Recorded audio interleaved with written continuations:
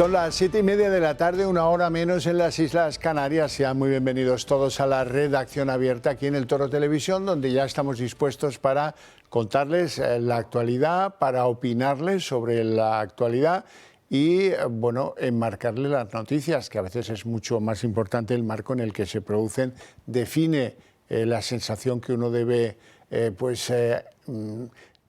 reaccionar cuando esa noticia se produce. Todo eso aquí lo vamos a hacer con dos principios. El de nuestra voluntad es hacerlo con valentía y con rigor. Y dentro de un ambiente general definido, marcado, si no, no sería esto una televisión libre, por la libertad. Otra cosa es lo que hacen en las telepedros, donde le cuentan a los espectadores que las ruedas de los trenes ahora son cuadradas y que desde luego Puente, pobrecito, no tiene culpa de nada. Bueno, pues eso que quede para otros. Nosotros aquí valoraremos, ustedes decidirán qué es lo que piensan sobre lo que nosotros, con la mayor honradez, se lo prometo, pues les vamos sometiendo cada día a examen, a consideración.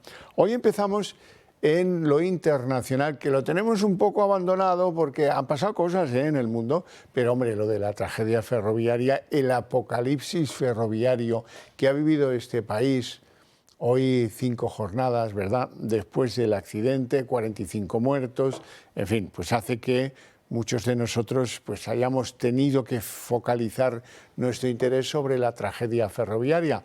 Sin embargo, hoy vamos a hablar poco de lo que pasa internacionalmente. Hoy Donald Trump ha querido contar cuál es ahora su posición respecto a Groenlandia. Sigue queriendo hacerse con Groenlandia. Eso sí, ha descartado el uso de la fuerza. Vamos a escuchar al presidente de Estados Unidos. En este sentido, probablemente no consigamos nada a menos de que decida utilizar una fuerza excesiva y con fuerzas que, honestamente, serían imparables. Pero no lo haré. Vale, ahora todo el mundo está diciendo: ¡oh, bien!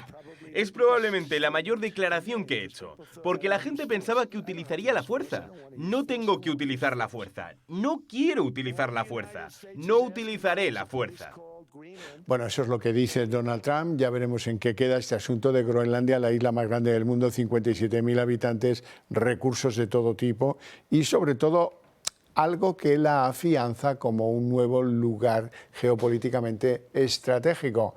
Los deshielos, pues el cambio climático, en fin, ha producido pues que se descongelen lugares por los que antes no podían transitar vías marítimas, y si esto continúa así, dentro de poco va a haber líneas navales que crucen por arriba y vayan de Asia a Europa o de Europa a Asia por el polo. Eso ya lo hacen los aviones, ¿eh? Ahora lo harán los barcos y desde luego ahí hay unas rutas estratégicas que controlar, y por eso dice Trump que quiere proteger al mundo de Rusia y de China. Y por supuesto, si puede pues atribuirse el control de eso, mejor, porque nadie hay en el mundo de hoy, nadie actúa desinteresadamente, y menos en materia de política exterior. Bueno, ya volvemos a nuestro melodrama. El melodrama es el accidente de los trenes y qué pasa después. Alguien hoy, el abuelo de aquella niña de 6 años, ¿se acuerdan?, que salió por su propio pie, que perdió a toda su familia en el accidente de los trenes, que luego fue localizada y entregada a sus abuelos en Huelva. Bueno, pues hoy el abuelo de esta niña hacía unas consideraciones tremendas que quiero que escuchen. Que nadie pase más por esto, que se gasten los dineros donde se lo tienen que gastar. Porque yo siento que mis hijos no han muerto en un accidente, mis hijos no han muerto en un accidente, a mis hijos lo han asesinado. Lo han asesinado. El gobierno lo ha asesinado por falta de mantenimiento, Y eso es lo que entiendo yo y eso es lo que siento ahora mismo en este momento. Que lo han asesinado a mis cuatro niños, porque salen los 4 iguales para mí, porque mi yerno de los 14 años está en mi casa y eran todos para mí, y me han dejado, el único milagro que me ha dejado es mi niña, que por lo menos es lo que me va a dar fuerza para tirar para adelante. Es lo que me va a dar fuerza para tirar para adelante. Y que se den cuenta estos señores que la infraestructura hay que mantenerla, que los trenes se montan mucha gente todos los días. Para no ir más lejos, ayer hubo un accidente, hoy he visto otro. Pero no se dan cuenta que están matando a la población, la están matando, están tirando a este país a la ruina, estos señores políticos lo están tirando a la ruina. De la cruz a la raya lo firmo. Están tirando a este país a la ruina también. La sensación que tiene este hombre de incredulidad ante algo que dice, bueno, pero el gobierno no cuidaba no revisaba, no hacía el mantenimiento adecuado de las vías y por eso he perdido yo creo que eran 4 familiares. Bueno, tremendo. Y sobre que esto va a la ruina, lo demuestra una noticia que os voy a contar ahora. Tenía que ir Óscar Puente a Arabia Saudí. ¿Para qué? Para negociar un contrato de ampliación del tren de alta velocidad que lleva de la Meca, o mejor dicho, de Medina a la Meca. Eso costó la intervención del rey Juan Carlos, del emérito, un consorcio que luchó, que peleó, lo indecible. Era un contrato jugoso, cierto. Salieron problemas todos. La arena que perjudicaba, que se cargaba los cristales y perjudicaba los motores. Bueno, 1000 cosas. Salimos adelante. Ahí está el tren, no ha dado problemas, el tren de Medina-La Meca. Ahora se trataba de negociar la ampliación de esa línea y el contrato de mantenimiento. ¿Quién va a firmar un contrato de mantenimiento con Óscar Puente y con el Gobierno de España? Si en su país, deben pensar los señores del dromedario, si en su país no son capaces de mantener los trenes de alta velocidad, aquí que no pongan un pie. Y efectivamente, de momento ya se ha anulado ese viaje que estaba casi para la firma. Se había hablado de los detalles, estaban de acuerdo en la mayor parte de las condiciones para que nos lleváramos esa adjudicación que le hubiera venido muy bien a la industria ferroviaria española y al prestigio y a la ingeniería, sobre todo a la ingeniería. Pero bueno, es que esto nos mete en una campaña de descrédito internacional en la que va a ser muy difícil sobrevivir en materia de industria ferroviaria y de ingeniería, pero muy complicado se lo veo yo. Bueno, y hoy ha aparecido el informe de la Comisión de Investigación del accidente de los trenes de Adamuz. En las primeras pesquisas de esta comisión, a la que muchos critican por falta de independencia, dice que, que fue el carril sobre el que circulaba el tren de Irio, de la casa italiana, de la empresa italiana Irio, que descarriló porque ese carril ya estaba fracturado antes del paso del convoy. Y la hipótesis proviene de la circunstancia de que las ruedas de varios trenes de alta velocidad que pasaron por la misma estación antes del descarrilamiento del tren de Irio, pues presentaban muescas en el elemento de rotación, en los bogies y en las ruedas que llevan los trenes para entendernos con mayor claridad. Eso ha sido identificado en 3 trenes que pasaron por esa estación antes. Y luego pues es evidente que los que han recorrido la vía han visto que hay un rail en el que faltan 30 centímetros. Eso os lo venimos contando desde hace un montón, ya ni me acuerdo. Bueno, dice este informe de la Comisión de Investigación que es bastante obvio que se pueda haber producido o un fallo en el material del rail que ha propiciado su rotura o un fallo en la soldadura. Parece que el informe se inclina con un fallo por considerar preliminarmente que haya podido ser un fallo en la soldadura. Hay otros que creen que el fallo tiene que ver con la calidad del acero de los propios raíles. Es más, voy a ser en esto un poco lanzado, ¿no? Hay quien escribe en Internet que se trata de acero chino y que al haber utilizado, haber escatimado en el presupuesto de la renovación de este tramo 52,5 millones de euros, en el que participaba una empresa que tenía contratado a Koldo García, como ya os hemos contado, a él y a su mujer, 6.000 euros cada uno para estar ahí, no se sabe haciendo qué, pero a sueldo de una de las compañías que renovó este tramo de la vía. Bueno, pues como os digo, alguien a lo mejor decidió ahorrar costes y comprar acero chino. ¿Cuál es el problema? Pues el problema es que, según dicen algunos expertos, los raíles que ven de China no están suficientemente templados, con lo cual, pues además de tener unas carencias de carbono, de manganeso, de cromo, de molibdeno, de silicio y de fósforo, además de azufre, pues resulta que les dan pocos baños de temple y por lo tanto pues es un acero más barato, mucho más barato, pero muy peculiar, porque en lugar de ceder y doblarse o ceder y desfigurarse, el rail lo que hace es partirse.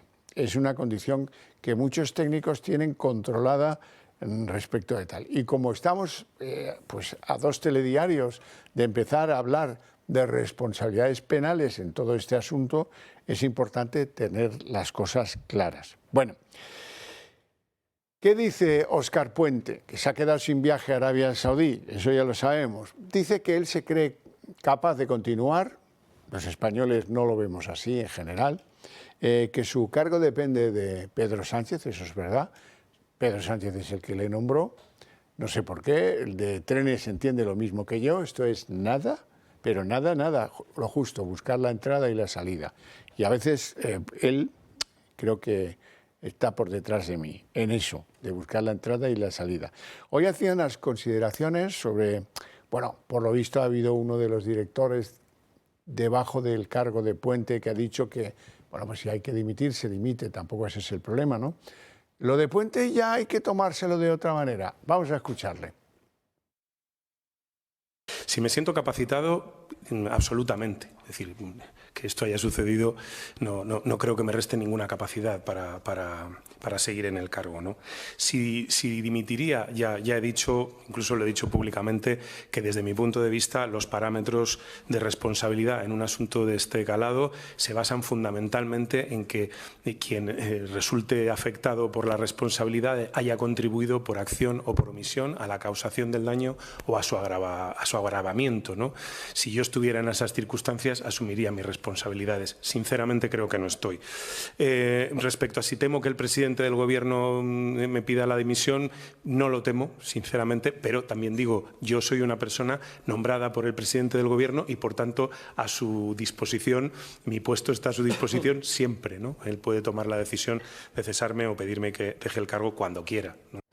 Pues Oscarín, me temo que te queda poco. ¿Por qué? Porque hoy Pedro Sánchez ha dicho que irá con mucho gusto al próximo pleno del Congreso a dar explicaciones sobre el accidente ferroviario. Las peticiones de comparecencia incluían a Óscar Puente y creo que el presidente ahora tiene interés en ir él solo. Y si acaso Puente que vaya después y que apeche con sus responsabilidades. Bueno, vamos a hablar de transportes, de trenes y de accidentes con Nacho Catalá, que es secretario de Transportes del Partido Popular en Madrid. Muy buenas tardes, Nacho. Gracias por atendernos. Muy buenas noches, Xavier. Un placer estar siempre en esta casa. Bueno, ya has visto el planteamiento de Puente. Yo no soy responsable, yo aquí solo soy el ministro y el propietario, el número uno del propietario de la infraestructura. El fallo está en la infraestructura. Podría ser en el tren, ha resultado que no. Y dice la comisión de investigación que el problema está en la infraestructura, que había un raíl roto, que eso propició el descarrilamiento del Lirio y luego lo demás fue una reacción en cadena que también se podía haber evitado, en mi opinión, y que tampoco se supo evitar. Te voy a preguntar por lo técnico, pero aquí van a ser los técnicos los que nos digan si el acero era chino, si las soldaduras se hicieron bien, mal o regular.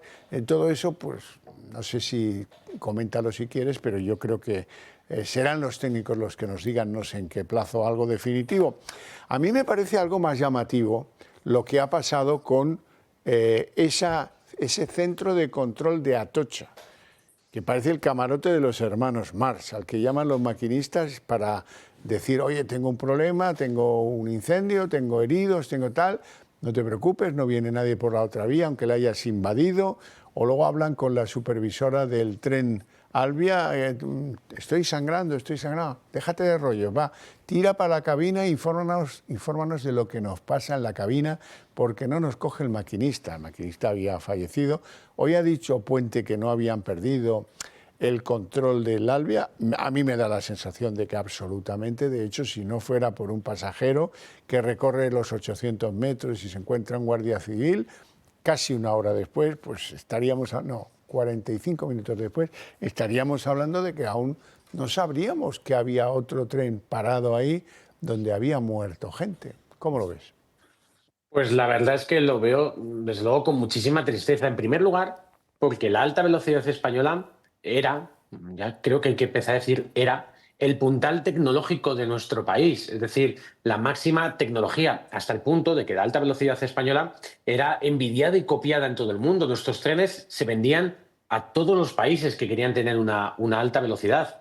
Y lo que está sucediendo en la última semana, que no es sino un añadido más de dramatismo a lo que viene pasando con las incidencias, los retrasos, las demoras y las paralizaciones de los últimos años, lo que está demostrando es que el AVE ha sido destruido. Y ha sido destruido, y esto me lleva a la primera de las cuestiones, por el gobierno socialista, que es el que lleva 8 años gobernando este país. Y por lo tanto, ellos son los responsables de la gestión, tanto política como administrativa y técnica, de lo que sucede con la alta velocidad.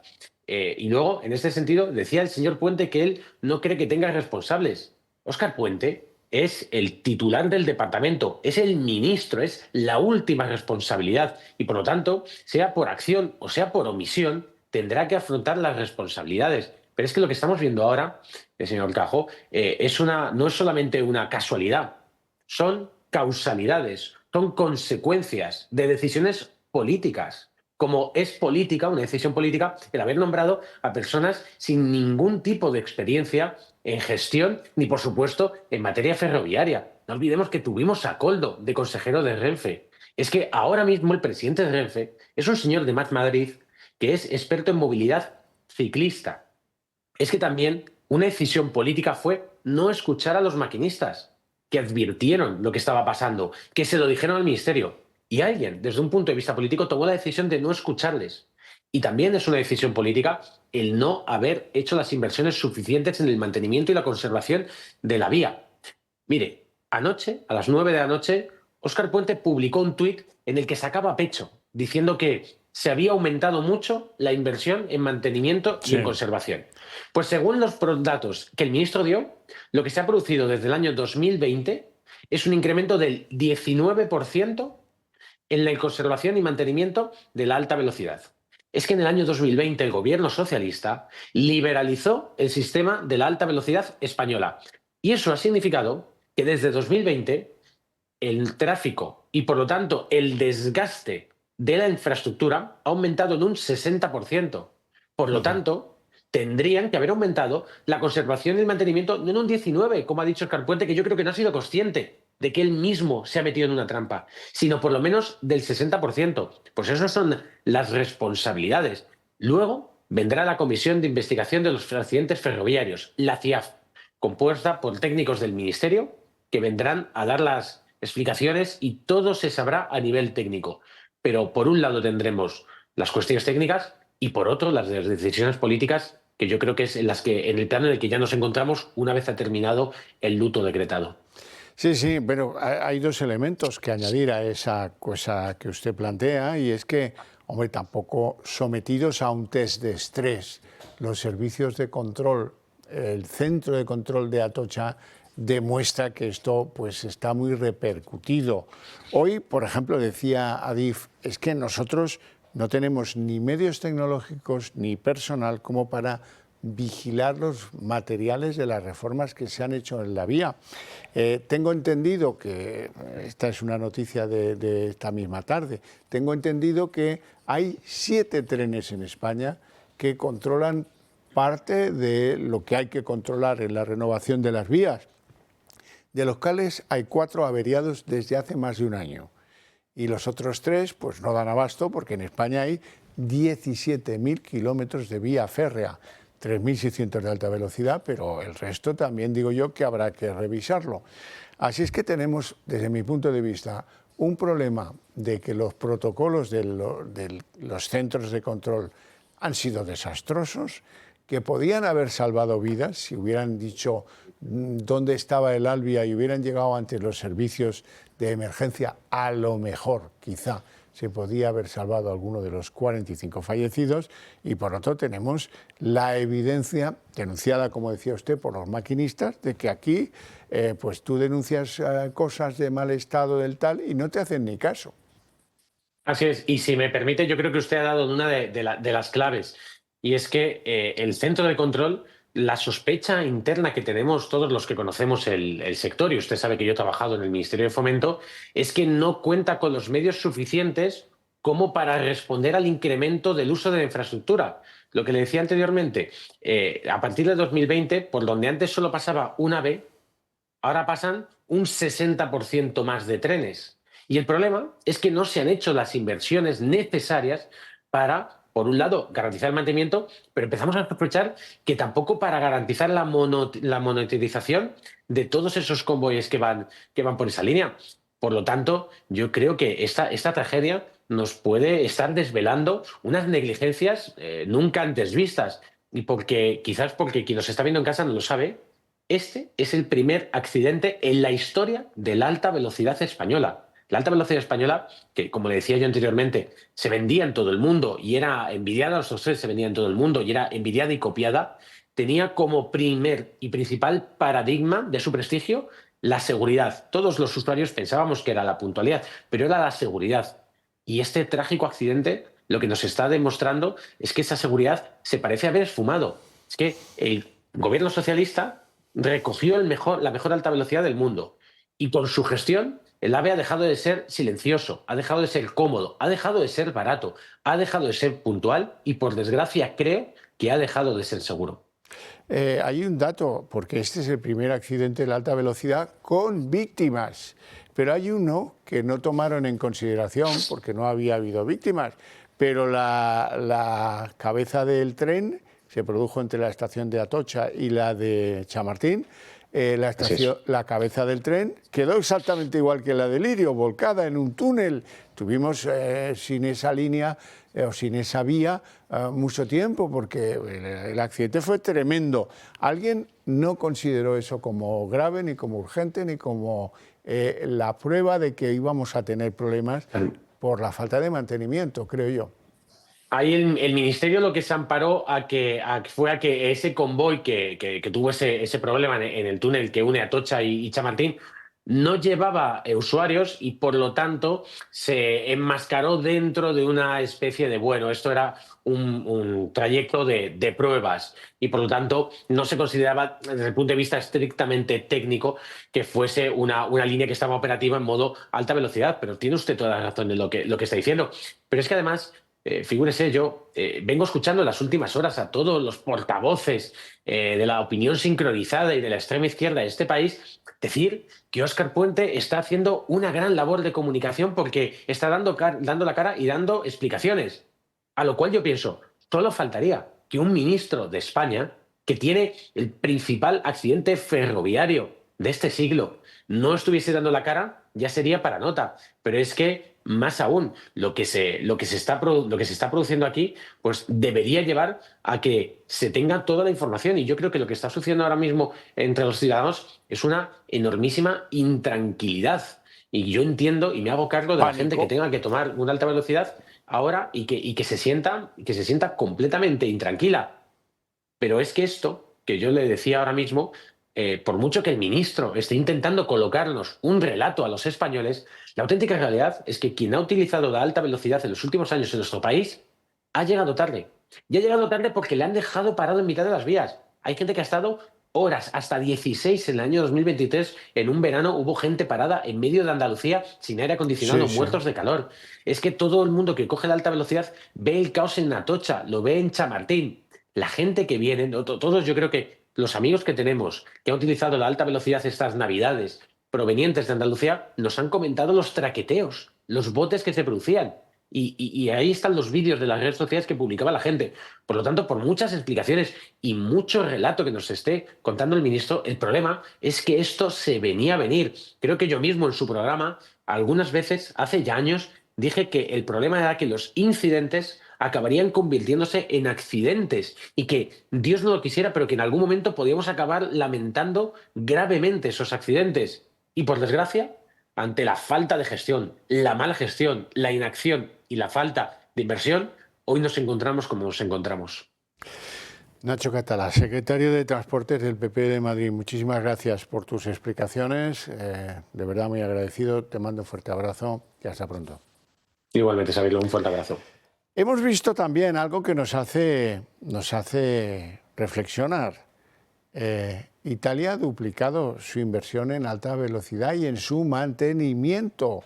Eso es lo que publican hoy algunos medios, la inversión en ferrocarriles con una red idéntica en kilómetros a la española, invierte el doble, duplica la inversión en mantenimiento a la que se está llevando a cabo en las redes españolas, que, bueno, pues tienen más desgaste porque la mayor parte del tren de alta velocidad en Italia es más reciente que las redes que se tendieron a partir del año 92 en España, por ejemplo, esta de Madrid-Andalucía o Madrid-Barcelona, que fue unos años posterior, pero también ya empiezan a ser un poco viejunas si les metes un 60% de tráfico más, si les metes trenes de 2 pisos a circular como si tal cosa.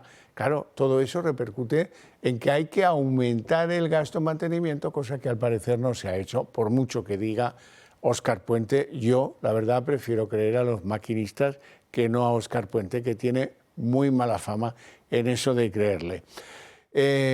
Tengo que contaros, antes de irnos a publicidad, la conveniencia de que os hagáis miembros, si no lo sois, del Club de Amigos del Toro Televisión.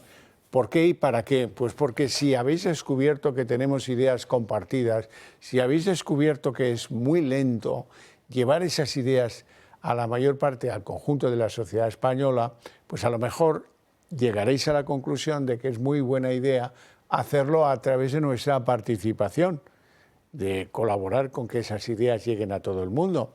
Y eso lo vamos a poder hacer si nos apoyáis, si os hacéis miembros del Club de Amigos del Toro Televisión, si decidís hacernos alguna donación, que luego eso repercute en pagar menos impuestos a Hacienda.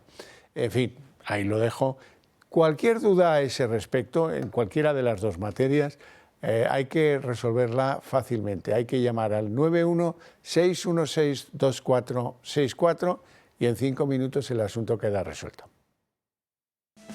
¿Sabías que las horas más caras de la electricidad son justo cuando más la necesitas? Mañana y noche la luz se dispara y tu factura también. Con el nuevo modelo de autoconsumo remoto con baterías de comunidad solar, almacenas la energía que producen tus paneles situados en un parque solar durante el día y la usas cuando el precio de la luz es más cara. Producción, almacenamiento y ahorro, todo en un mismo proyecto y listo para cualquier vivienda. Pisos y casas que no pueden instalar paneles en el tejado están de suerte. Únete al cambio y protégete de las subidas de la luz. Llama ya al 980 28 12 o entra en comunidadsolar.es.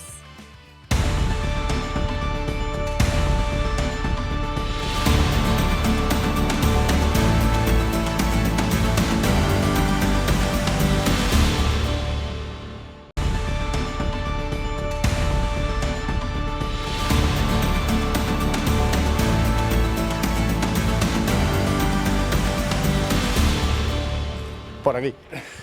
Bueno, son las 8:01, un joven minuto de la tarde, momento en el que abrimos nuestra mesa de análisis político y lo hacemos con dos invitados de lujo que les presento a continuación. Don Carlos Entrena, muy buenas tardes. Buenas tardes. Eminente jurista, presidente del Club Liberal Español y supongo que también, pues como todos nosotros, muy afectado por este apocalipsis ferroviario que hemos vivido en este país. Ha muerto otro chico en Gelida, cerca de Barcelona. Sí, efectivamente, bueno. Son 45 en Andalucía, en Córdoba, y otro más ahí. Exacto.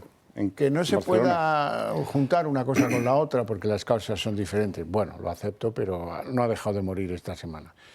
Don Ricardo Ruiz de la Serna, muy buenas tardes. Buenas tardes, Xavier. Abogado y además investigador asociado del Centro de Derechos Fundamentales. Muchas gracias por la invitación, Xavier. También sé que usted está apenado, de hecho le veo con una cara bueno, tú sabes, fruncido. Mira, llevamos viniendo, debemos llevar juntos en tertulia, Xavier, más de 20 años.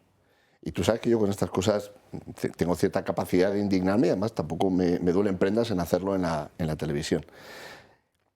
No hablábamos del mantenimiento de las infraestructuras. Es decir, era un tema que dábamos por sentado, que de alguna forma, con los impuestos que se pagan, con el personal del que disponen las administraciones públicas, etcétera, dábamos por sentado que al menos eso lo podíamos dar por seguro. Es decir, habría alguien que se dedicaba al mantenimiento de las vías, y encontramos esta semana que incluso eso es ya objeto de la conversación pública, de la investigación de los periodistas de investigación, porque ni siquiera en esto podemos confiar ya. Ni siquiera en eso, y ni siquiera podemos confiar en que esto es muy antiguo en la política. Cualquier opositor que se precie tiene un gobierno en la sombra. Un sitio al que los maquinistas, por poner un ejemplo, pueden ir y decirle al responsable de eso que podría ser el Ministerio de Transportes en la sombra, oye, que no nos están haciendo caso, y las vibraciones, los traqueteos, la gente incómoda, estamos preocupados. Como nos ha dicho algún familiar de los fallecidos, iban a trabajar con miedo. Eso es intolerable. Bueno, es cuando los sindicatos de los maquinistas han llevado esas quejas a donde debían. Si no les hacen caso, pues puedes ir a quien representa ese mismo asunto de la oposición y a ver si hay más presión para fiscalizar si se están haciendo bien las cosas. Ese es un trabajo que me temo que tampoco se ha hecho. Bueno, al quinto día llegó y Sánchez asumió la responsabilidad del gobierno en el accidente de Adamuz. Bueno, dice ahora que irá al Congreso, pero no va a ir con Óscar Puente, va a ir solo. Se va a plantar frente al Pleno del Congreso y va a atender lo que allí le cuestionen. Que no vaya con el ministro de Transportes a mí me parece bastante sospechoso. Yo si fuera Óscarín no dormiría muy tranquilo, pero bueno, no sé cómo lo veis vosotros. Vamos a escuchar lo que ha dicho Sánchez, que iba al Pleno, etcétera, etcétera y tal. Asumimos todas, como estamos haciendo desde el primer momento de la tragedia. Creo que la alta velocidad en España es un orgullo para todo el país. Vamos a responder como hemos respondido a cualquiera de las crisis que nos hemos enfrentado durante estos últimos 8 años, ¿no? Primero, con absoluta empatía hacia las víctimas. En segundo lugar, con absoluta transparencia. En tercer lugar, con cooperación entre instituciones, porque tenemos competencias repartidas y creo que es muy importante esa cooperación. Y finalmente, con eficacia. Sí, pero por detrás, Óscar Puente le preguntan, bueno, va a haber una auditoría de la red de alta velocidad, cosa que ayudaría a recuperar el prestigio perdido, a que la gente no esté en pánico por usar los trenes de alta velocidad, que es lo que está pasando. Y esto es lo que contesta Óscar Puente.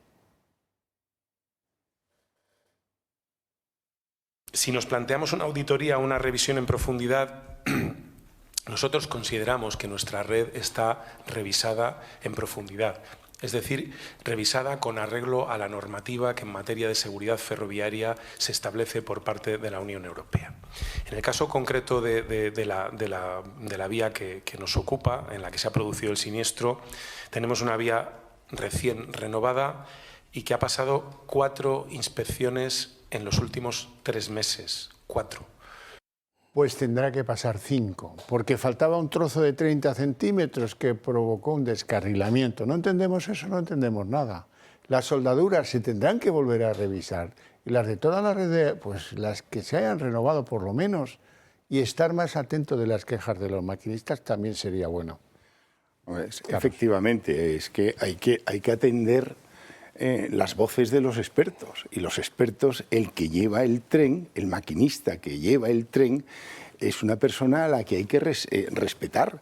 Pues porque, primero, pues porque lleva detrás suyo una cantidad de personas, 100, 200, 300 personas, las cuales pues ahora vemos lo que ha ocurrido cuando no se respeta la opinión de los maquinistas que durante meses y meses han estado denunciando y comunicando este tipo de situaciones, de vibraciones, de ruidos, de traqueteos en los trenes. ¿Qué es lo que ocurre? Que no ha habido mantenimiento. ¿Por qué dice este señor, ministro, que ya debía ser exministro porque debía estar cesado, que se han auditado, que se ha revisado 4 veces, que hagan una auditoría independiente con un organismo independiente, que es lo que exige la Unión Europea, y no los internos dentro de su partido o dentro del propio ADIF, que es lo mismo que su partido, porque los que dirigen ahí, los que están al mando, pues son personas de su confianza ideológica. Si lo que hay que tener son técnicos y profesionales, magníficos profesionales, porque oye, la responsabilidad está ahí. A mí me llama la atención esto de que ahora dicen que si ha habido un escalón en la vía porque el raíl ha ido cediendo. Claro, evidentemente, pues porque no sería de buena calidad el material que han utilizado ahí, porque hay que adaptarse a la frecuencia de trenes y al peso de los trenes, cada vez mayor, cada vez... Pues habrá que poner unos raíles adecuados al uso que se hace de la cosa. Pues es como si nosotros utilizamos mucho una corbata, pues acaba haciéndose vieja y pues la tienes que cambiar. Pues es así. Y hay otra cosa que me ha llamado mucho la atención y que casi es indignante, que es la falta de control y de comunicación del maquinista con Atocha, con el lugar de destino. El centro ese de Atocha es el principal para mí, porque lo otro es técnico, pero este es la principal crítica que le hago yo al sistema de ADIF. Ese centro de emergencias no sirve para nada. ¿Pero qué emergencias? Si resulta que se ha enterado que había descarrilado el tren Albia que iba hacia Huelva 20 minutos después, y además el maquinista de Irio, de la empresa italiana, responsablemente, porque hemos oído todas sus intervenciones y sus comentarios. Oye, y avisar, por favor, que no pase ningún otro tren y tal. No hay ninguno en la vía. Ya estaba estrellado, ya se había estrellado. No, hombre. Y bueno, te voy a dar mi teléfono y tal. Pero ¿cómo pueden estar sin teléfono? Pero si es que y para eso están esas pantallas. Aún ¿Para qué están las pantallas? Es más escandalosa a la chica que dice, tengo sangre en la cabeza, Tranquila, deja de... Vete a la cabina a ver si nos cuentas qué pasa. ¿Qué pasa con el maquinista? Y el pobre maquinista ya había fallecido, estaba ahí. No, hombre, no, eso no puede ser. Esto tiene que tener un sistema de control, pues como el control aéreo y con unas pantallas, pero si es que es muy fácil. Si un motorista se pone un casco con una cámara y está retransmitiendo en directo, o un coche, ¿cómo va? Pero ¿y cómo no ponen eso en los trenes? No lo entiendo. Tercermundista. Don Ricardo. Yo de trenes no sé nada, Xavi, pero vas a aprender en los próximos días. Pero, bueno, una de las cosas que verdaderamente me escandalizan es la temeridad de los políticos a la hora de hacer ciertos juicios. Es decir, las quejas de los maquinistas y las advertencias de los maquinistas son lo bastante serias y lo bastante graves como para que se les dé la máxima importancia y la máxima gravedad. Cuando el ministro Óscar Puente dice que el mantenimiento de la red es óptimo, me parece un juicio excesivo o desproporcionado a la vista de lo que los propios maquinistas están advirtiendo, ¿no? Y cuando ha desaparecido 30 centímetros de un rail de la vía del AVE. Sí, pero fíjate, está esto, están los derrumbes, están las vibraciones que durante mucho tiempo se vienen advirtiendo. Es decir, hay algo que tiene la suficiente trascendencia como para que desde el ámbito político se cursen instrucciones para que técnicamente, al menos, se investigue. Pero fíjate lo que ha dicho Pedro Sánchez. Ha dicho que se compromete a empatía, en los mensajes de Pedro Sánchez nunca falta el elemento afectivo, transparencia, lo cual, excusatio non petita, claro, él debe de estar sospechando, como decía con mucho acierto Carlos, la desconfianza de las investigaciones que vengan de organismos politizados, que es lo que ha hecho con toda la administración. Cooperación. Fíjate que aquí ya ha deslizado que hay competencias concurrentes, intervienen distintas administraciones, lo cual puede permitir... Cosa que es falsa. Sí. A ver, te puedes figurar, Xavi, que no es que yo le dé credibilidad a las palabras del presidente del gobierno. Y termina diciendo eficacia. En ningún momento ha hablado de competencia. En ningún momento ha hablado de diligencia. Él no ha planteado y ha dicho, algo ha sucedido aquí y vamos a investigar qué es lo que está pasando.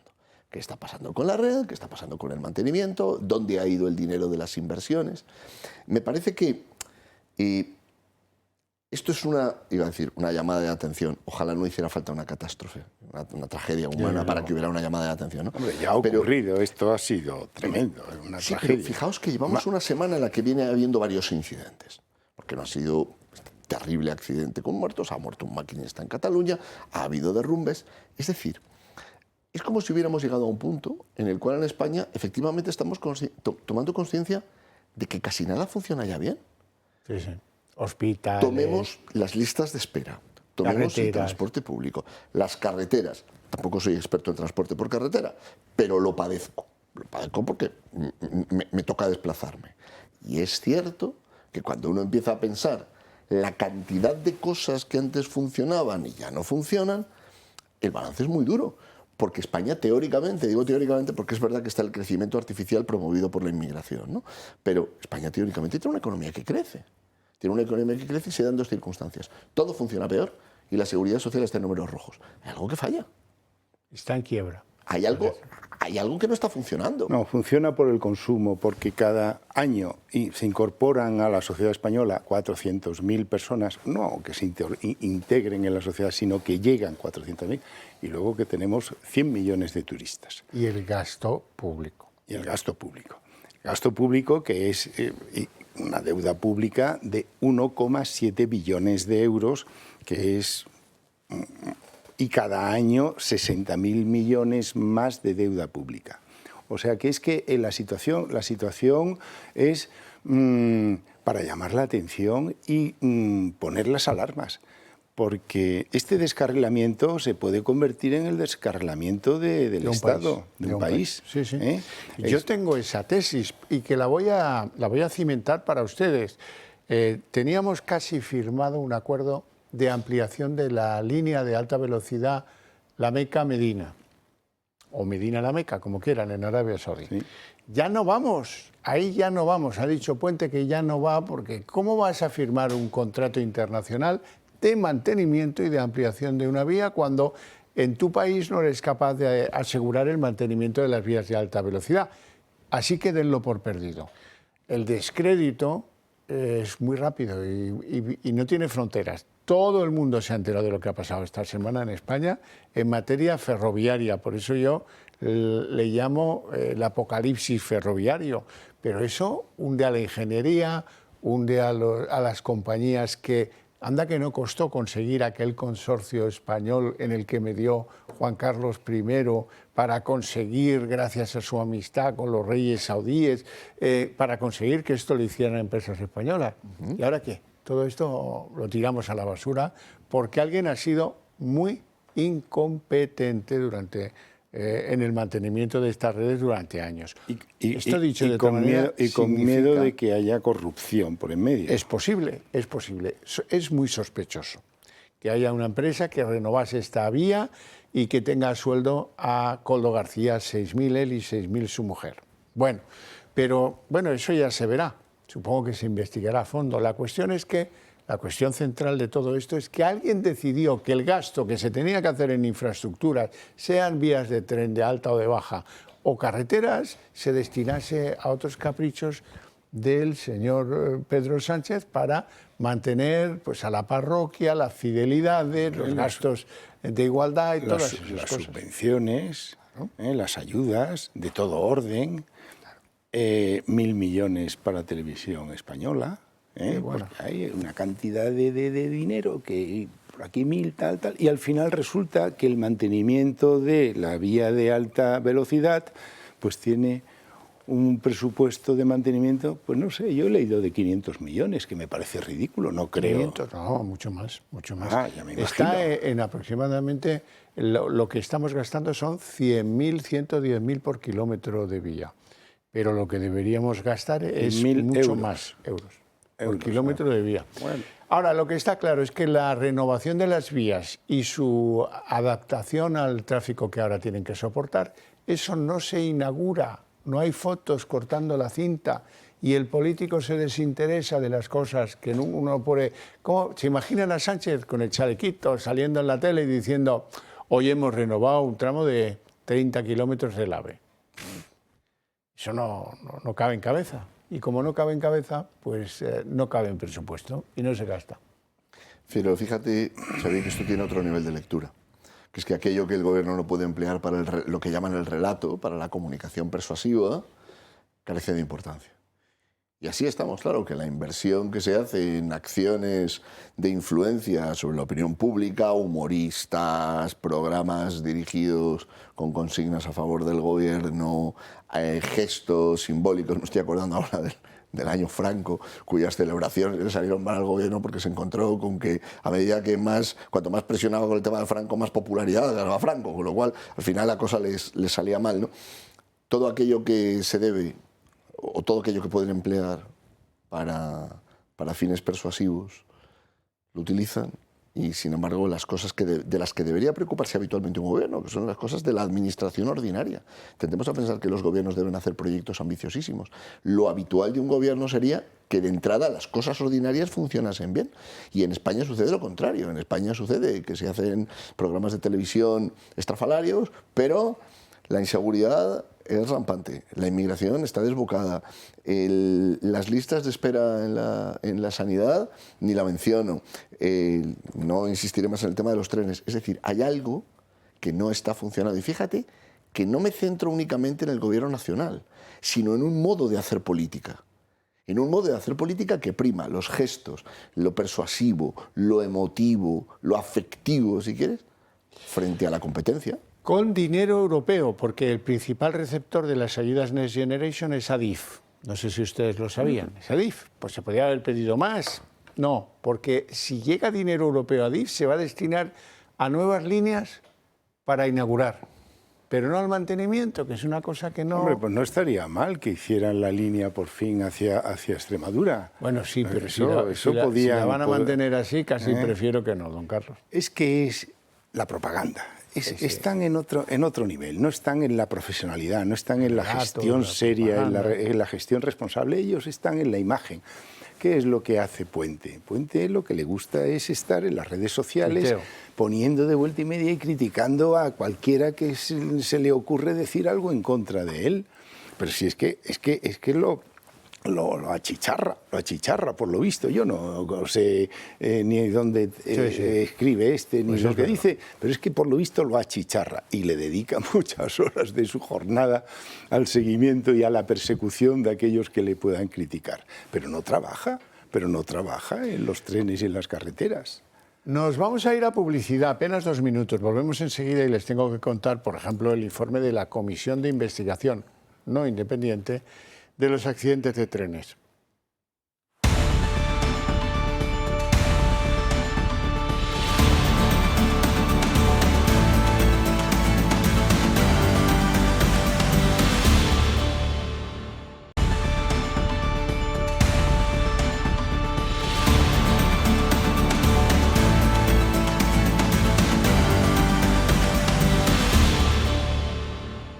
Y ahora vamos a enterarnos muy bien del informe preliminar de la Comisión de Investigación de los accidentes en los trenes y por tanto en el de Adamuz principalmente.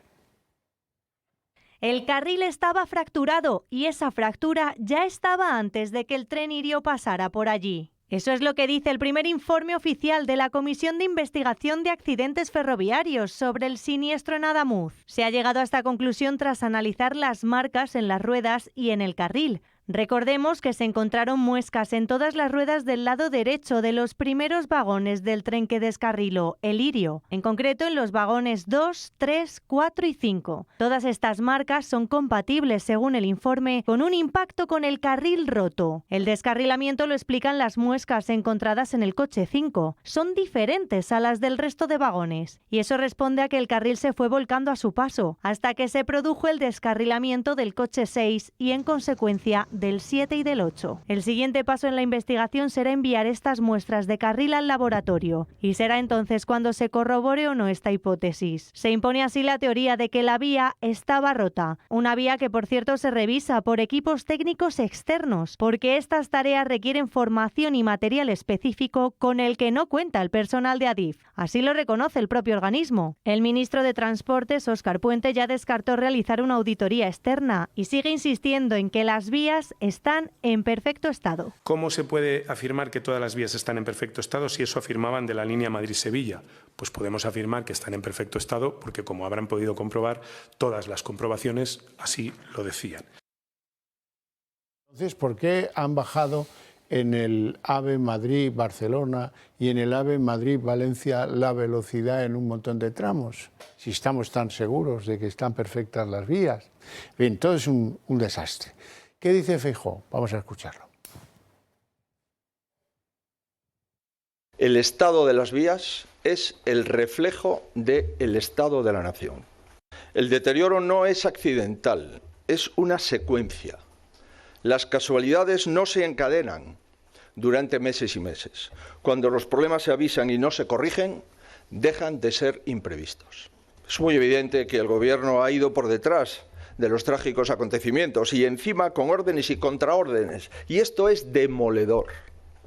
Es demoledor, ¿por qué? Porque refleja caos, porque genera muchas preguntas y no respuestas, y porque se pretende dar una sensación de normalidad que no es posible ni creíble ni admisible. Y siendo que forma parte del Gobierno, Enrique Santiago hoy decía algo que hay que tener en cuenta. Entendemos que hace falta en España mucha más inversión en materia ferroviaria, en todas las líneas. Yo ya le digo que no sé si hay una relación directa en este accidente en concreto, no lo podemos saber, entre las reducidas inversiones y el accidente. Lo que sí está claro, y hoy hemos conocido ese dato, es que España en estos momentos está a la cola de las inversiones en mantenimiento ferroviario. Forma parte del Gobierno y les mete una andanada que ni Feijóo desmelenado, que no le he visto nunca desmelenado. Ricardo. De hecho, de las palabras de Feijóo hay algo que resulta finalmente chocante. Es inevitable compartir el diagnóstico. Lo que ha hecho Feijóo en este sentido es correcto. Ahora, la pregunta que cabe hacerle al Alberto Núñez Feijóo es ¿qué piensa usted hacer al respecto? Es decir, después de este diagnóstico, que insisto, a mí me parece correcto, duro, pero realista, la pregunta es, usted, como responsable político, que tiene una actividad parlamentaria, ¿qué piensa hacer al respecto? Porque al final, más allá de la indignación que podemos compartir todos, no todos estamos en la misma posición a la hora de reaccionar. Y él está en una posición privilegiada que quienes estamos en esta mesa, por ejemplo, no tenemos. Sí, sí. Bueno, es interesante las palabras que ha dicho este señor. Enrique Santiago. Enrique Santiago, que es una persona del gobierno, creo que es socialcomunista o comunista totalmente, y él cree en el Estado gestor, el Estado propietario de todas las instalaciones. Pues aquí tienen el ejemplo. Ahí tienen el ejemplo de cómo gestiona el Estado una infraestructura tan importante como el ferrocarril, porque si hubiera habido algún tipo de competencia o hubiera en las adjudicaciones de contrato y si hubiera habido transparencia, pues probablemente se hubiera hecho mucho mejor. Si hubiera habido unas auditorías independientes, probablemente se hubiera hecho mucho mejor. Si se hubiera hecho caso a los maquinistas, probablemente lo que pasa es que un socialcomunista tiene razón en todo, porque estos señores siempre tienen razón en todo, pero ahora dice que estamos a la cola. A la cola en gasto de mantenimiento. Pues vaya, hombre, lo podían haber dicho antes. Claro. No son ellos los que están en el gobierno, no son ellos los que tienen estas competencias, no son ellos los que quieren todas las competencias de todo lo que sea la gestión empresarial. Pues ahí tienen toda. No hay una gestión compartida de ningún tipo. No la hay. Es pública. Bueno, y luego, cada vez que vamos conociendo las cosas y que los periodistas vamos haciendo nuestro trabajo, descubrimos que estábamos en manos de unos dirigentes políticos y técnicos tercermundistas completamente. Por ejemplo, La Guardia Civil localizó el Albia casi una hora después y gracias a que un pasajero del tren accidentado, saltando trozos y cuerpos y trozos de restos humanos y jugándosela con los cables de las catenarias que habían caído al suelo, llegó hasta donde encontró a un guardia civil que atendía el primer tren, el de Irio, y se lo llevó para el Albia y a partir de ahí pudieron hacer lo que pudieron hacer. Si la ayuda hubiera llegado antes, si el Albia hubiera estado en la pantalla que decía usted, el centro de control, y el centro de control hubiera dado la alarma en lugar de hacerlo de esta manera propia de un tren en Zambia o en el norte de la India, pues seguramente nos hubiera venido a todos muy bien tener un centro de control de emergencias que sepa dónde están los trenes. Parece básico, ¿eh? ¿Recuerdan aquella película Pelham 123 o Pelham, no me acuerdo qué número era, de las pantallas del metro de Nueva York? Pues aquí ni eso teníamos. Vamos a verlo. La Guardia Civil, que fue a socorrer a los pasajeros del Irio descarrilado, descubrió una hora después que había un segundo tren siniestrado. Y lo hicieron gracias a que un pasajero del Albia vio luces y fue caminando por las vías hasta donde estaban ellos. Ahí lo que pensábamos es que iban a llegar, pero cuando tú ya ves que está pasando el tiempo, dices que aquí pasa algo, aquí hay un fallo del sistema de comunicaciones y no sabemos si van a poder acceder aquí o no. Entonces tenemos que buscar una vía para que vengan aquí. Yo pensaba, y con otro que estaba hablando también, digo yo, ahí es que se habrá atascado algún camión, o estos tíos tienen un barranco delante, pues habrá que buscar otro sitio por donde meternos. Y ahí es donde ya me metí en el embolado. Nadie sabe que había otro tren. El centro de control de Atocha realmente no sabía lo que estaba pasando, sabía que se había producido un siniestro, pero no sabía realmente la magnitud del alcance de este siniestro. En apenas un folio y medio, el Ministerio de Transportes detalla la cronología de los hechos, en la que se revela que 20 minutos después del accidente seguían sin saber nada del Albia. Y no sabemos qué pasó después porque no explican más a partir de las 8:03 de ese día. De hecho, el ministro del Interior ha sido incapaz de responder a la pregunta de cuándo conocieron la situación del Albia. ¿Hubo alguna segunda advertencia desde algún organismo advirtiendo de que había un segundo accidente? ¿Sí o no? ¿Y a qué hora? Gracias. Miren, lo que le digo es que la Guardia Civil se trasladó inmediatamente, en 12 minutos, se trasladó al lugar de los hechos y tomó conocimiento de lo que allí desgraciadamente existía y había acontecido y tomó las medidas inmediatamente necesarias. Ha evitado responder a 3 preguntas más al respecto. Y aun sabiendo que la Guardia Civil se enteró de la existencia del Albia por los pasajeros que viajaban en él y que no tuvieron ninguna comunicación previa, el ministro de Transportes asegura que nunca se perdió el rastro del Albia. ¿Cómo es posible que el centro de control pierda el rastro del Albia? Es que no es posible, porque el centro de control de Adif nunca pierde el rastro del Albia. Al centro de control se le apaga la luz del Albia y nadie sabe dónde está. Por eso el centro de control le pide al maquinista de un tren Avlo que estaba parado a 3 kilómetros: Paco, baja, coge la linterna y vete para adelante en la vía y explícanos qué está pasando.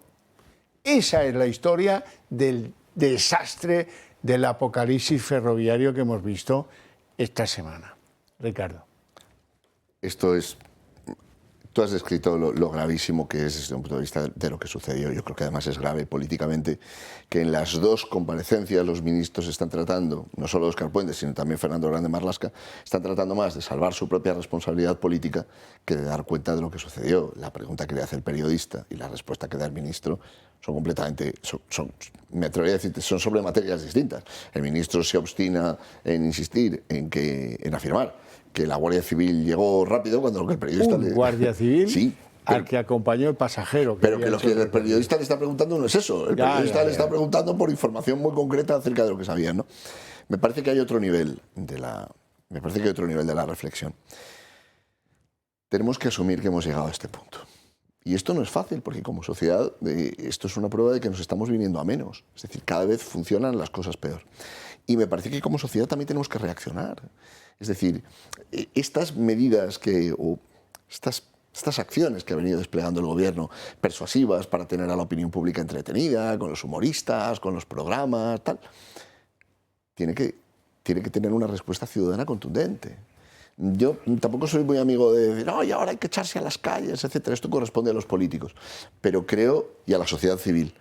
Pero creo que hemos llegado a un punto como sociedad en el que es necesario reaccionar frente a lo que se está haciendo desde el gobierno sobre nosotros, que es tratar de persuadirnos, de entretenernos, de conmovernos, y mientras tanto todo funciona peor.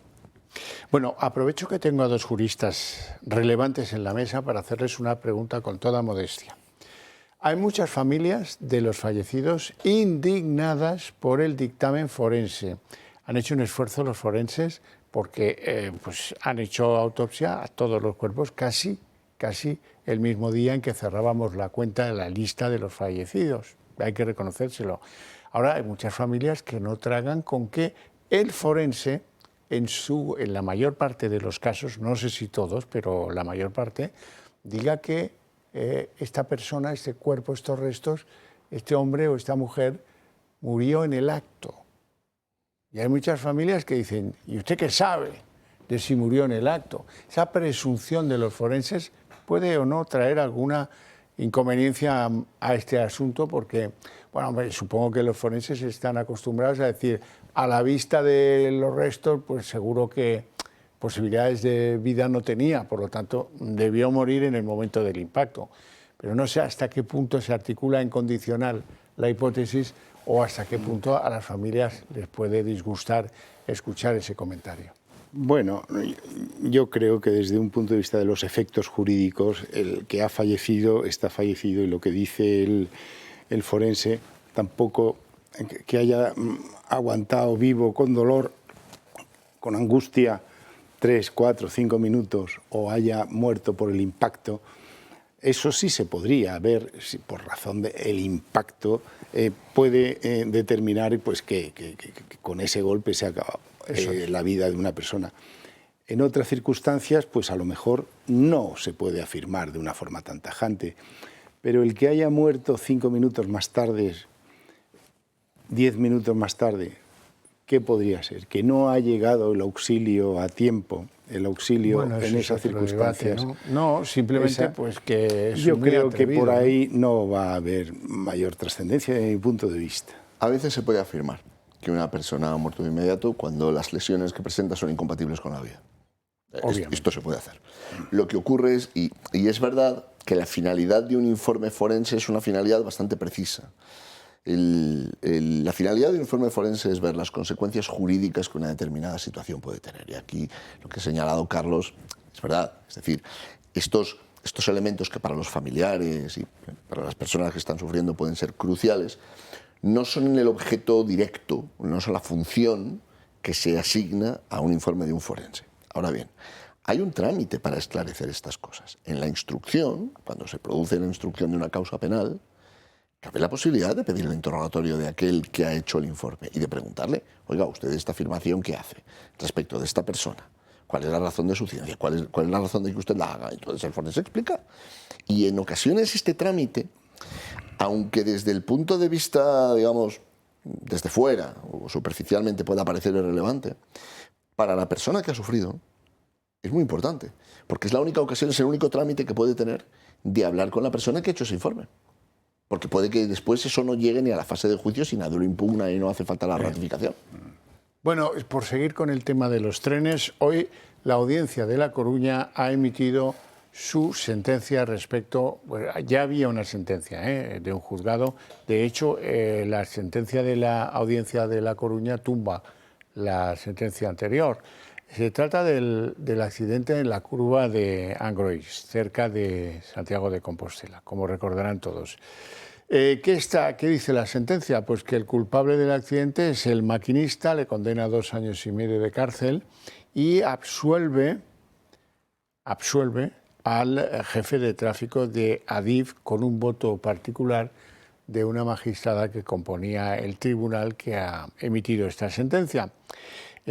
Un asunto que se ha demorado muchísimo en el tiempo, demasiado, por supuesto, siempre, que ha dejado boquiabiertos a los pobres familiares de las víctimas, que se enfrentan a que las aseguradoras han trabajado para pagar lo mínimo, o tarde, o nunca si es posible, y que se ha cebado con el maquinista. Yo no digo que no tenga su responsabilidad, pero desde luego me parece que la responsabilidad era bastante más coral de lo que contempla esta sentencia. Y recuerdo el caso porque además había ahí un periodista al que yo conocía. ¿Beotas? A Beotas, sí, lo conocía yo, y ahí tiene un hermano amigo, vamos, que es abogado del Estado, Pepe.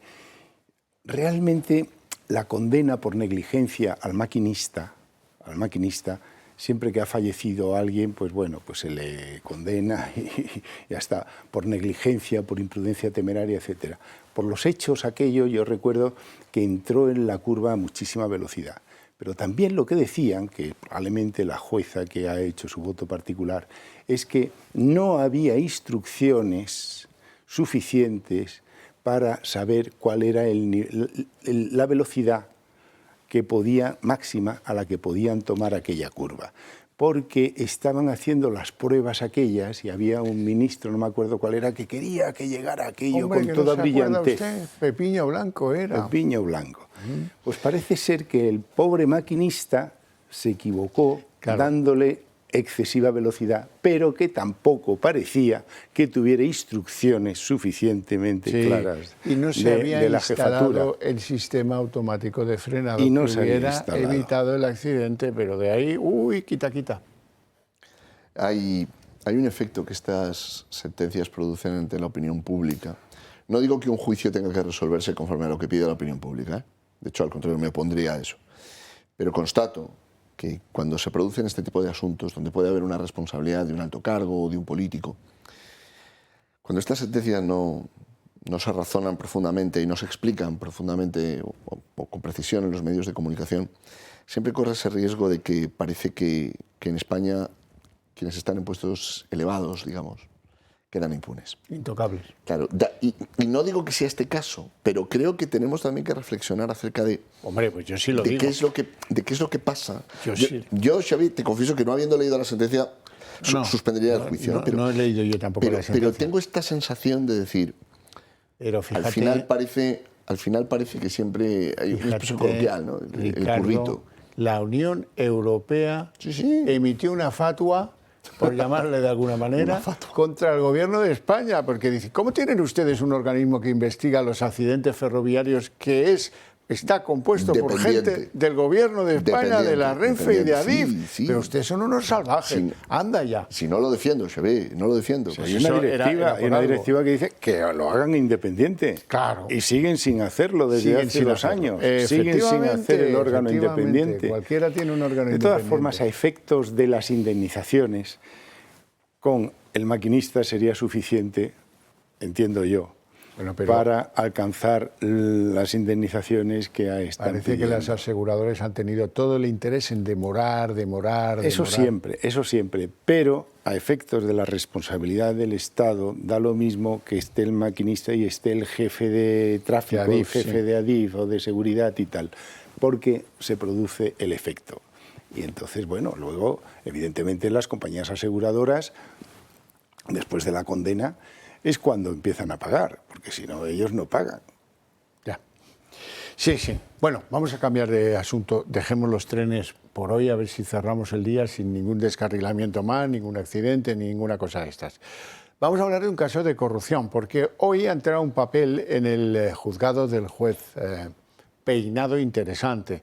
La Universidad Complutense, quien contrató a Begoña para los cursos y tal, le ha reconocido al juez que el gasto que hizo en el programa de software que esta señora se registró a su nombre fue 113.509 euros, exhaustivo y preciso. Bueno, pues algo así nos temíamos, pero bueno, es otro círculo que se va cerrando en torno a no sé cuándo, qué espera el juez Peinado, ya la verdad, para cerrar esto, mandarlo a juicio y que esperemos todos haya condena. Porque le recuerdo que hace unos días una empresa hasta ahora no conocida dijo sí, y la asesora era con la que tratábamos los temas técnicos de cómo había que hacer el software. La asesora es la que trabaja en Moncloa, pagamos tú y yo, ¿verdad? Pero trabaja para Begoña en sus negocios particulares. Sí, efectivamente, pero bueno, eso ya está sabido desde hace tiempo que era su asesora particular porque no realizaba unas labores propias de una función pública de ayuda a Begoña. Estaba de secretaria, de administradora, lo que fuera, de Begoña en su aspecto privado, en sus negocios privados, pues porque desplegaba además una gran actividad. Desplegaba una actividad mandando cartas, haciendo reuniones, etcétera, acompañando a su jefa. Reclamando pagos. Reclamando pagos, acompañando a su jefa de viajes, etcétera. Era algo que eso ya, pues, en fin, yo creo que hay indicios suficientes para darse cuenta que esta mujer pues estaba asesorando y ayudando casi en exclusiva a Begoña. Que reclamaba pagos, que reclamaba asuntos, que gestionaba, pues eso, pues como una especie de apoderada de Begoña, una apoderada, es lo que se llamaba el factor mercantil, ¿no? O la gestión de negocios ajenos. Pues bien, pues es el factor en el ámbito mercantil, que es más que un apoderado, aunque no tenga poder, aunque no tenga poder notarial, pero es un apoderado de facto. Y en esa situación, pues ahora han determinado que el coste fueron de 113.000 euros. Pues será eso o será más, porque también había habido unas aportaciones de empresas de fuera. Bueno, pues es siempre conviene cerrar con alguna pericial. Al juez le interesa tener un dato pues, para poder ir avanzando y cerrando una instrucción, porque si no se puede hacer eterna. Pero bueno. Ricardo. Hay varias cuestiones ahí. Algunas ya las ha mencionado Carlos, ¿no? A propósito de la información o los datos que puedes recabar. Pero aquí hay una cuestión más política. Es verdad que Pedro Sánchez se va viendo cada vez más arrinconado. También es interesante que la propia universidad se considere perjudicada. Porque al comienzo del relato, hoy estamos de relato, Xavi, al comienzo del relato la idea era, esto era una relación absolutamente normal, de colaboración, y a medida que ha ido avanzando la investigación, la universidad ha ido diciendo, bueno, colaboración, en realidad somos perjudicados. Y que vayan cayendo algunos de esos directivos. Claro, por esto digo que a medida, hemos hablado muchas veces de esto, a medida que la investigación penal va avanzando, y más gente va viendo que procesalmente tiene un problema y que pueden terminar acusándolos o que pueden terminar con una responsabilidad que si no los lleva a prisión los puede llevar a una inhabilitación, los puede poner en una situación difícil. Las tornas se van girando y llega un momento en el que ahora la universidad, que en principio colaboraba y había sido una relación muy normalizada y no tenía nada que ver con la relación personal entre Begoña Gómez y Pedro Sánchez, se ha terminado convirtiendo en que la universidad dice, oiga, yo soy perjudicado y si aquí va a haber un juicio yo quiero estar en la posición del actor civil que quiere ser resarcido y no en la posición del responsable subsidiario por aquello que ha podido hacer otros, ¿no? Bueno, tema que no me gusta nada, que no tiene mucho que ver con nuestros temas políticos, pero bueno, la Fiscalía ha decidido tumbar las denuncias o las querellas presentadas, no sé ni lo que eran, por dos mujeres contra Julio Iglesias. El cantante Julio Iglesias, dice la Fiscalía, pues oiga, que no tenemos competencias para este asunto, que por lo visto se ha suscitado en las casas del cantante, en Bahamas y en Santo Domingo y en no sé qué sitios más. Pero bueno, Carlos. Y que son extranjeras estas señoras, son dominicanas, me parece. Bueno, no son. ¿Qué vínculo tienen con España? ¿Por qué interponen aquí algún tipo de querella o denuncia ante la Fiscalía?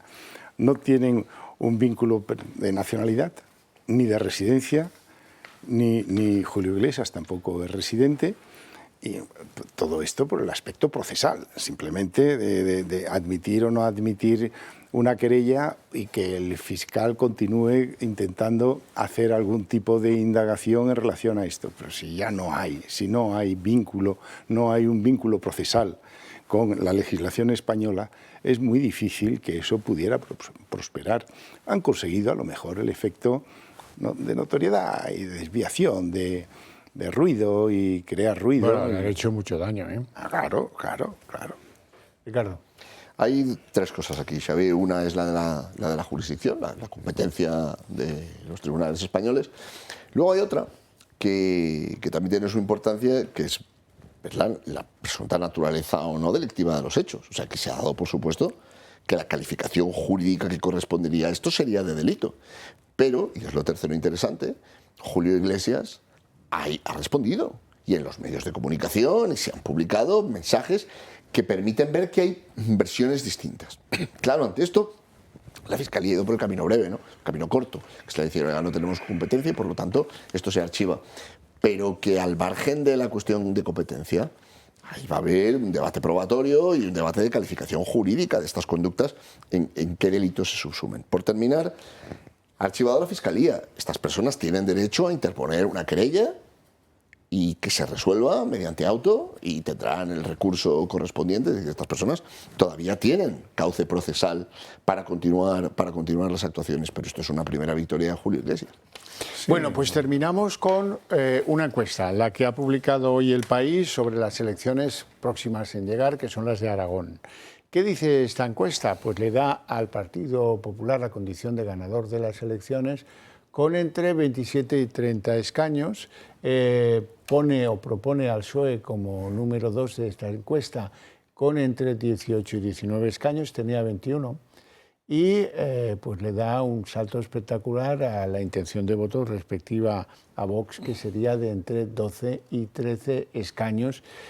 También le da 3 escaños al CHA, le da entre 2 y 3 a Teruel Existe, lo cual me asombra, y a Izquierda Unida Sumar tan solo uno, descalabro descomunal para Sumar. ¿Qué os parece esta encuesta, Ricardo? Si esta encuesta refleja lo que pueda terminar sucediendo, el Partido Popular va a depender de Vox. Eso parece. Y va a estar en una posición... Bueno, dependerá, porque si saca un resultado un poquito alto de esa horquilla, a lo mejor pues por esto digo que va a estar en el regate corto de qué margen pueda haber, pero por la evolución que están teniendo las negociaciones en Extremadura, no parece que lo vaya a tener fácil a la hora de alcanzar acuerdos, porque al final ha habido un modo de hacer política que ha tenido el Partido Popular durante mucho tiempo, que era ganar las elecciones con los votos de la derecha para terminar haciendo políticas de izquierda. Y Vox pone fin a eso. Carlos. Pues sí, efectivamente, lo que tiene que aprender el Partido Popular es a convivir con Vox, es que no tiene más remedio. O sea, que eso es lo primero es un dato matemático de la suma. Para yo poder gobernar, pues dependo también de los votos ajenos, y entonces pues entrará el partido el que me va a apoyar en el gobierno o no, en función de lo que él quiera, porque desde luego si Vox quiere entrar en el gobierno, pues no tendrá más remedio, no tendrán más remedio. Sobre todo que se adopten determinadas políticas, parece. Pero bueno. Claro, pues habrá que hacer un programa en Alemania. En fin. En Alemania se pasan 3 meses y 4 meses negociando punto por punto. No es difícil entenderlo. Desde luego que no. Bueno, hasta aquí la redacción abierta. Mi agradecimiento a mis invitados, naturalmente, por su presencia aquí y sobre todo por sus opiniones, y a ustedes por su interés y su paciencia. Eso sí, para ustedes hay premio, porque a la vuelta de publicidad arrancamos el día en 30 minutos.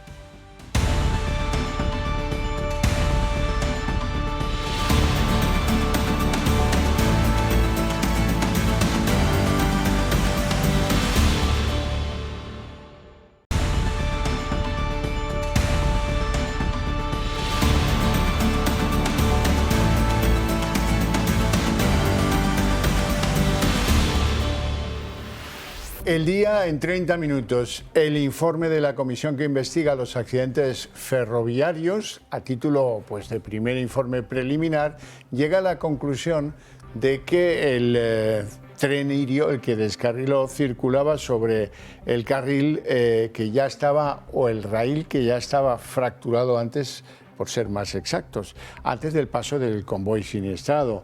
La hipótesis proviene del hecho de que las ruedas de varios trenes de alta velocidad, incluso a las ruedas de los vagones que iban antes del primero que se salió de la vía, tenían las famosas muescas que ya saben ustedes de qué va todo esto, porque las muescas, desde que aparecieron, le han dado un vuelco a la investigación.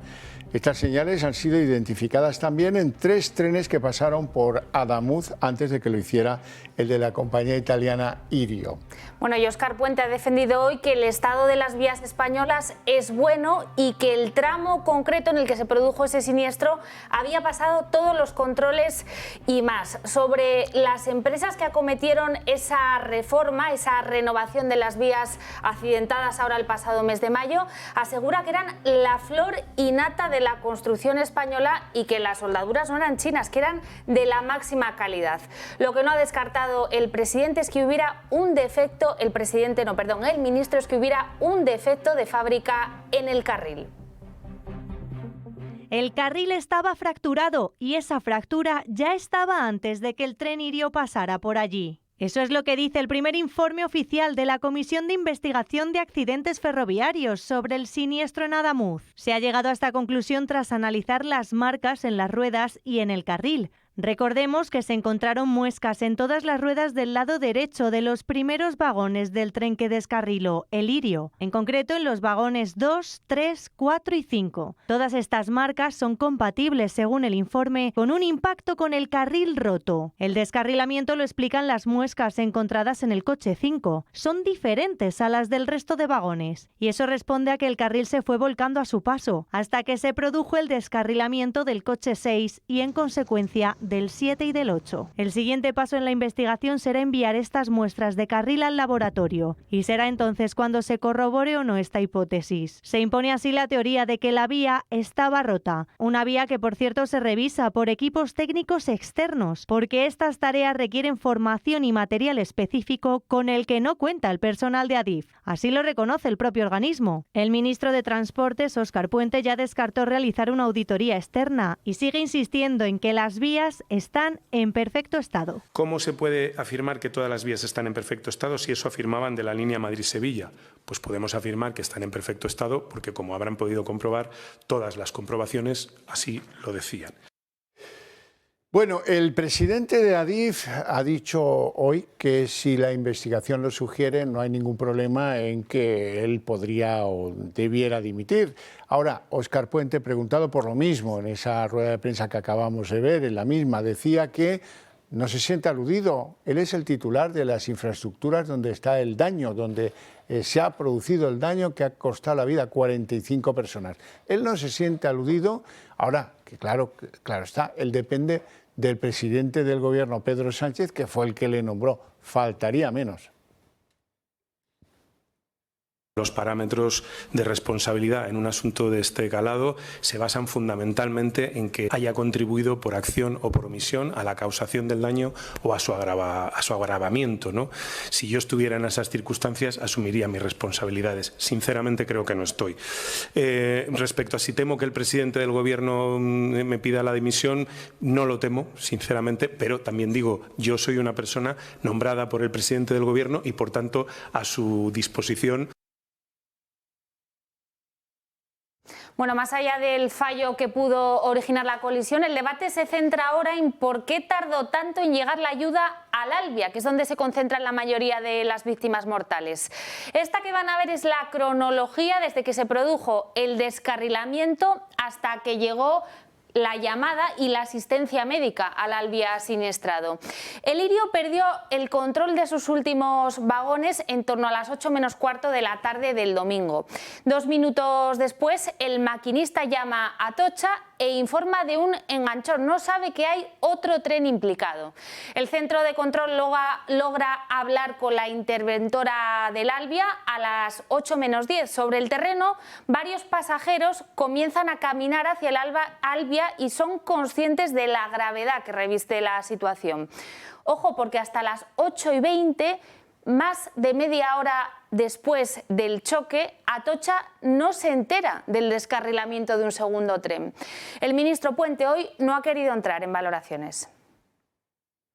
Guardia Civil, que fue a socorrer a los pasajeros del Lirio descarrilado, descubrió una hora después que había un segundo tren siniestrado. Y lo hicieron gracias a que un pasajero del Albia vio luces y fue caminando por las vías hasta donde estaban ellos. Ahí lo que pensábamos es que iban a llegar, pero cuando tú ya ves que está pasando el tiempo, dices que aquí pasa algo, aquí hay un fallo del sistema de comunicaciones y no sabemos si van a poder acceder aquí o no. Entonces tenemos que buscar una vía para que vengan aquí. Yo pensaba, y con otro que estaba hablando también, digo yo, ahí es que se habrá atascado algún camión, o estos tíos tienen un barranco delante, pues habrá que buscar otro sitio por donde meternos. Y ahí es donde ya me metí en el embolado.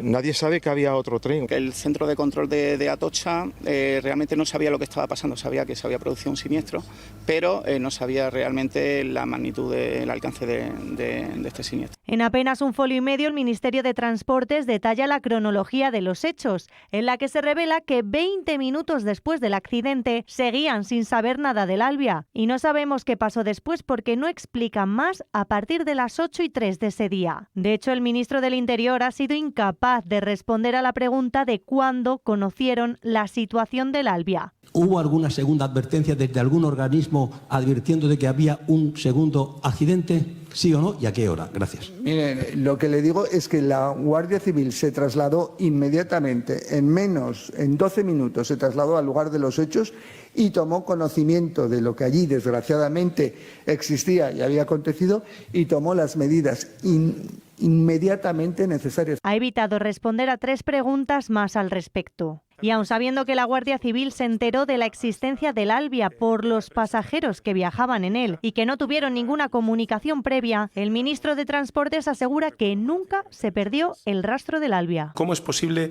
que el centro de control pierda el rastro del Albia? Es que no es posible, porque el centro de control de Adif nunca pierde el rastro del Albia.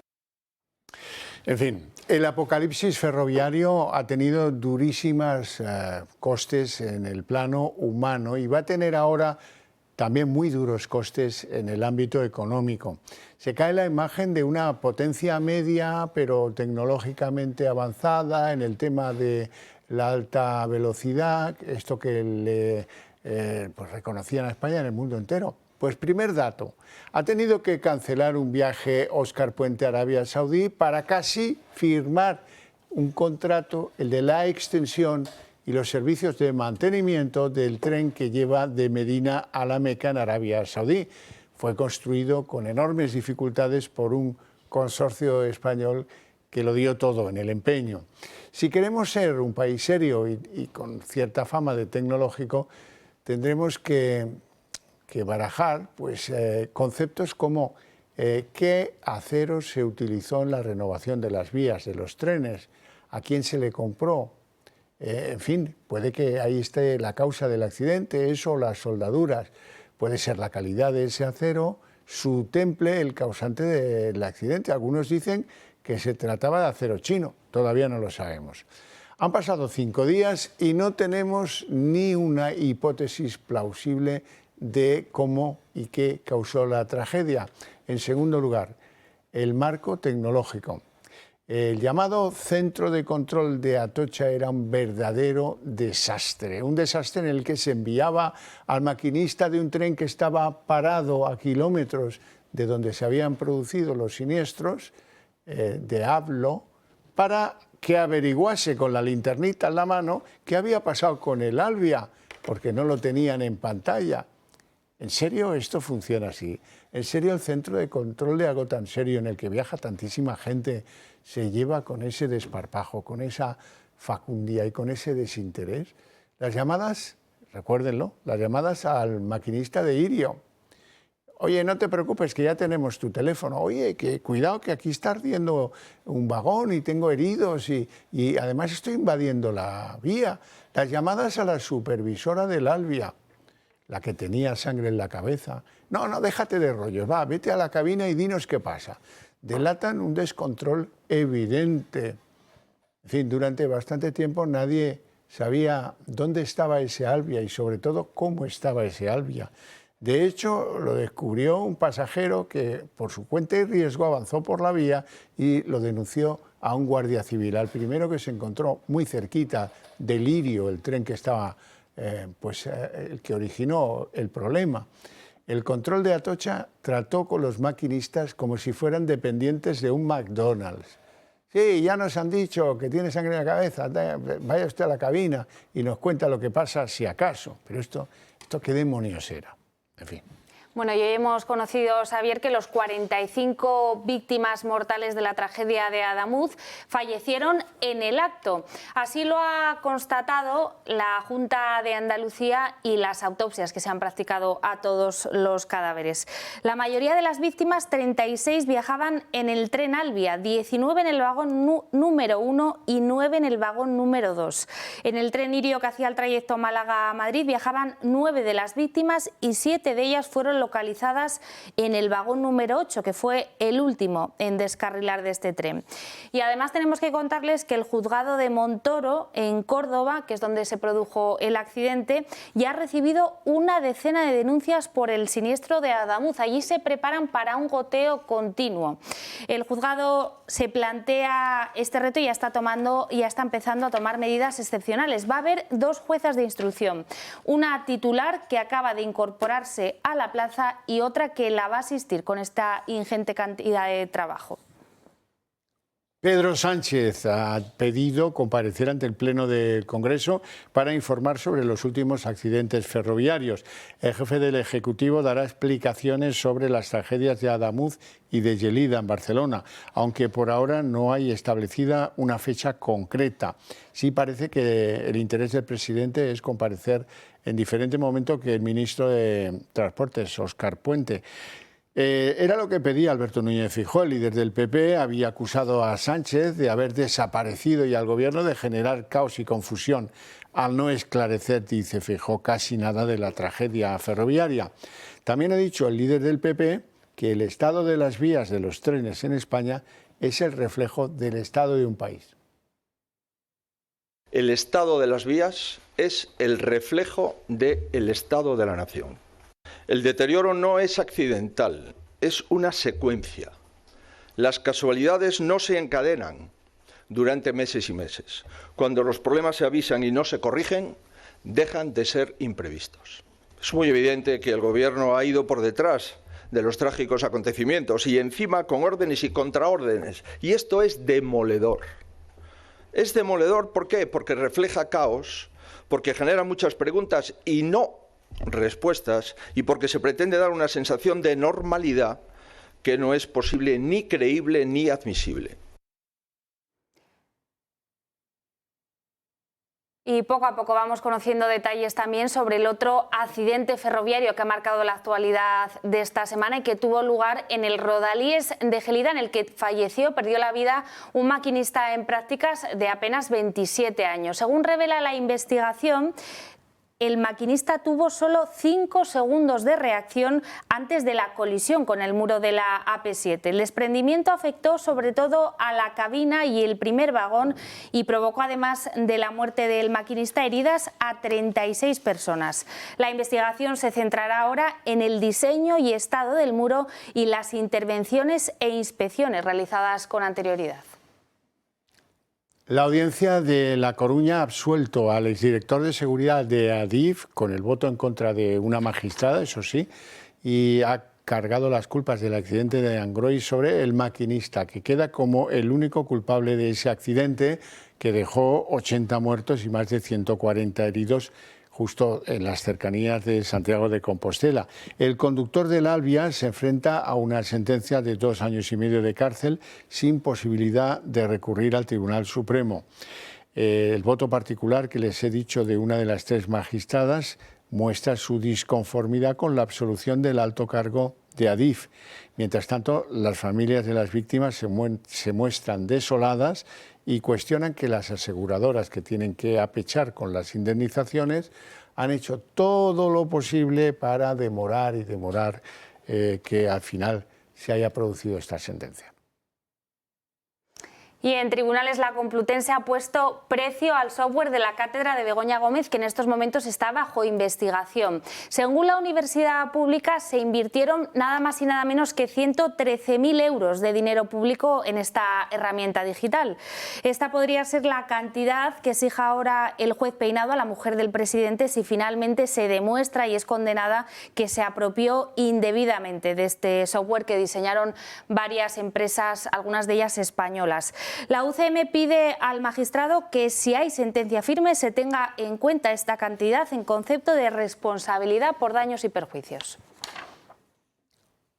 Y en el plano internacional, Donald Trump, después de su encuentro con Mark Rutte, el líder de la OTAN, ha explicado su posición respecto a Groenlandia, la isla que es titularidad territorial de Dinamarca. Según el presidente norteamericano, él quiere negociar la compra de la isla ártica de Groenlandia para, dice, poder proteger con esa compra al mundo de Rusia y de China. Eso sí, Donald Trump descarta el uso de la fuerza. En este sentido, probablemente no consigamos nada a menos de que decida utilizar una fuerza excesiva y con fuerzas que, honestamente, serían imparables. Pero no lo haré. Vale, ahora todo el mundo está diciendo, ¡oh! Bien, es probablemente la mayor declaración que he hecho, porque la gente pensaba que utilizaría la fuerza. No tengo que utilizar la fuerza, no quiero utilizar la fuerza, no utilizaré la fuerza. Y en sociedad, sin duda, la noticia de este viernes es que la Fiscalía ha dado carpetazo a la denuncia por acoso sexual contra Julio Iglesias. Ha sido la Fiscalía de la Audiencia Nacional la que ha dirimido que no hay competencia de los juzgados españoles para estudiar esta causa. Los hechos, ya saben, ocurrieron en las mansiones del cantante en República Dominicana y en Bahamas, y además las denunciantes no tienen nacionalidad española. Este era precisamente el argumento esgrimido por la defensa del cantante para solicitar el archivo de la causa. Iglesias, que ha manifestado que está feliz tras conocerse esta noticia, llevaba días publicando conversaciones con estas dos extrabajadoras denunciantes que lo que buscaban era desmontar que existiese esa situación de abuso de poder por su parte. Marina, ¿está tan mal el tráfico en el norte de España? ¿Hay tantos camiones parados en las carreteras por culpa del tiempo que alguien dice que podríamos llegar a tener un problema de falta de suministro en los supermercados? Así es, sobre todo en el norte del país, en varias comunidades autónomas como Asturias, Galicia o Cantabria. Estas imágenes que están viendo nos llegan ahora mismo desde Burgos, una de las provincias donde desde luego la nieve va a ser la protagonista absoluta del fin de semana. Hay alertas por nevadas por la borrasca Ingrid, también en León, Lugo, Pontevedra, Ourense, Segovia, Soria y Zamora. Además, Meteorología ha activado el aviso naranja por olas de 5 a 8 metros en Lugo y 5 a 7 metros en Asturias, Cantabria, Guipúzcoa y Vizcaya. Y claro, el temporal está afectando y mucho al tráfico y en concreto ahora mismo, hasta hora de la tarde, a 81 carreteras. La peor parte está entre Ourense y Zamora, donde cientos de camiones están detenidos. La consecuencia, se la contábamos ahora, es que se espera que pueda haber desabastecimiento en varios supermercados, especialmente en el norte del país, a lo largo del fin de semana. Bien, pues hasta aquí el día en 30 minutos. Si tienen que viajar, pues tomen precauciones y, bueno, si no es absolutamente necesario, pues evítenlo.